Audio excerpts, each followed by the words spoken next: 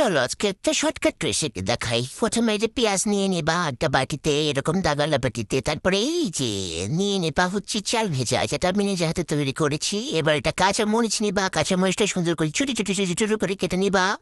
এমনভাবে কাটবা যেন একদম ছোটো হয়। তারপরে একটু লবণ দিবা, আরেকটু লবণ দিবা। দুই ব্যাপারে লবণ না দিলে একটু আবার মনে হয় কম হয়ে যায়। তারপর এটাকে সুন্দর করে ডলে নেবা।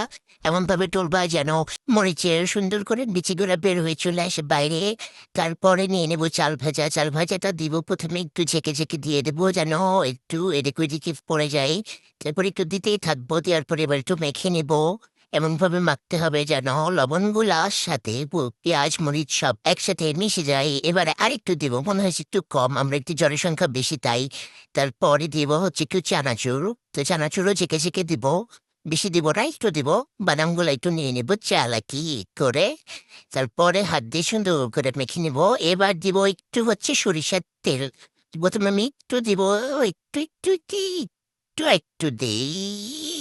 বেশি হয়ে গেল মনে হয়, শালায় তো এমনি পড়ে যায় কিভাবে যেন পড়ে গেল, একটু বেশি হয়ে গেল। আচ্ছা যাই হোক, মেখে নিই।